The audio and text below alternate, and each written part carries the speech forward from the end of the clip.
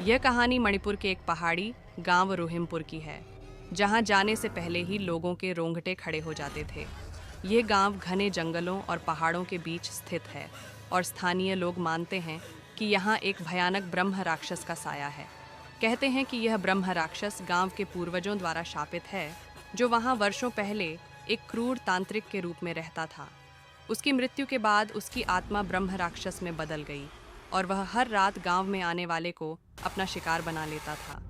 गांव में कई लोग रहस्यमय तरीके से गायब हो चुके थे और कोई भी उस भयानक शक्ति का सामना करने की हिम्मत नहीं जुटा पाता था। जो लोग जाते वे या तो लौटते ही नहीं या लौटने पर अपना मानसिक संतुलन खो बैठते। 4 पुलिस अधिकारी विजय, अरुण, संदीप और राकेश को इस अजीब और खौफनाक घटनाओं की जांच के लिए वहां भेजा गया।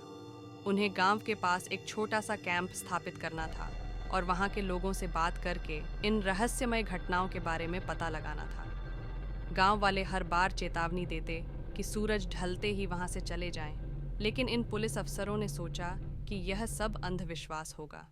वे जानते थे कि उनका कर्तव्य है इस रहस्य को उजागर करना, ताकि गांव वाले डर के साए से आज़ाद हो सकें।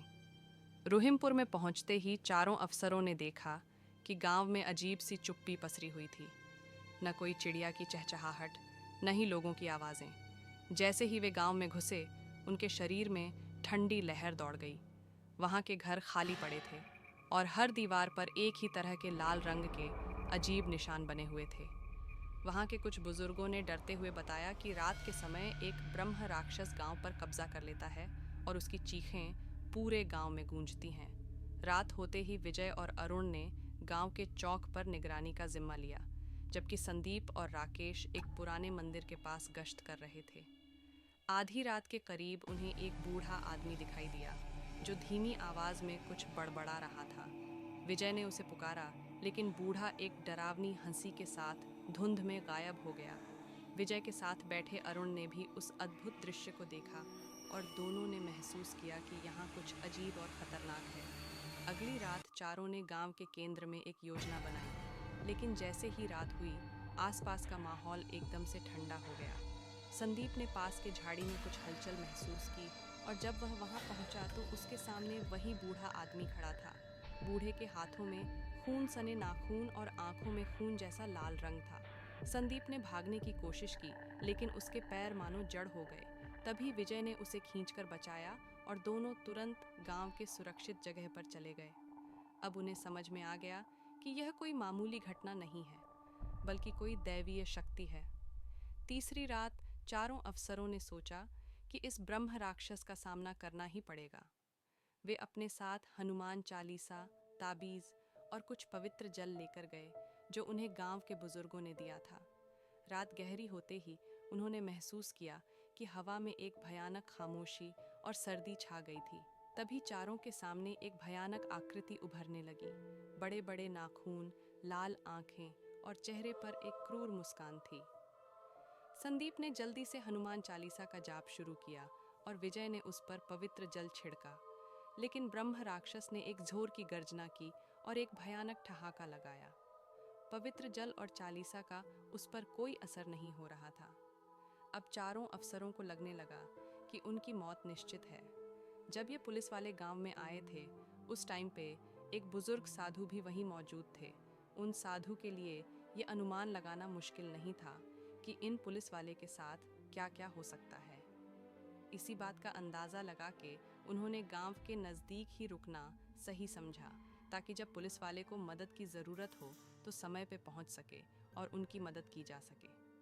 जब पुलिस वाले को लगाने लगा कि अब उनको इस ब्रह्म राक्षस से कोई भी नहीं बचा सकता है और उनकी मौत निश्चित है, तब उन लोगों ने एक कठोर और मजबूत निर्णय लिया कि हम सभी को एक योद्धा की तरह लड़ते हुए मरना चाहिए, न कि कायर की तरह। जैसे ही उन लोगों ने अपने आप को एक युद्ध के लिए तैयार किया, तभी वही साधु जो इनकी मदद करने के लिए गांव के बाहर रुके हुए थे, वो आ जाते हैं। साधु ने बताया कि वह ब्रह्म राक्षस उसी तांत्रिक की आत्मा है जो वर्षों पहले यहाँ मारा गया था। वह आत्मा हमेशा से अपने बदले की आग में जल रही है और तब तक चैन से नहीं बैठेगी जब तक वह सभी को खत्म नहीं कर देगी। साधु ने उस ब्रह्म राक्षस को अपने सिद्ध त्रिशूल से रोकने की कोशिश की, तभी ब्रह्म राक्षस और ज़्यादा क्रोधित हो जाता है और साधु पर हमला कर देता है, लेकिन साधु ने अपने मंत्रों का इस्तेमाल कर उसे पीछे हटाया। ब्रह्म राक्षस और भी ज़्यादा गुस्से में आ जाता है और एक बहुत ही चीख निकलता है। इस आवाज़ से चारों पुलिस अफसरों के दिल की धड़कन तेज़ हो जाती है, लेकिन साधु पर उस आवाज़ का कोई असर नहीं होता है। साधु पूरी रात उस ब्रह्म राक्षस के साथ लड़ाई की और दोनों एक दूसरे को घायल कर देते हैं, लेकिन सूरज उगने से पहले साधु ने ब्रह्म राक्षस को कुछ देर के लिए काबू में किया और पुलिस अफसरों को वहां से भाग जाने को कहा। अफसरों ने भागने की कोशिश की, लेकिन ब्रह्म राक्षस ने फिर से हमला कर देता है और इस बार साधु भी उसकी ताकत के आगे बेबस नजर आ रहे थे। आखिरी पल में साधु ने ब्रह्म राक्षस को अपने मंत्रों के जाल में बांधकर उसे थोड़ी देर के लिए स्थिर करना चाहा और अफसरों ने वहां से भागने की कोशिश की, लेकिन उनमें से 2 अफसर विजय और संदीप को वह ब्रह्म राक्षस घायल कर देता, जिस कारण से वो दोनों वहीं पे गिर जाते हैं। विजय और संदीप उनको उठाने की कोशिश करते हैं, तभी वह ब्रह्म राक्षस राकेश और अरुण को अपने पंजे में जकड़ लेता है और उनके पेट को अपने नुकीले दांतों से फाड़ डज देता है, जिसके कारण उनकी वही मौत हो जाती है। इसके बाद वह राकेश और अरुण की तरफ दौड़ता है, तभी वो बुजुर्ग साधु उस ब्रह्म राक्षस के ऊपर अपने त्रिशूल से हमला कर देते हैं।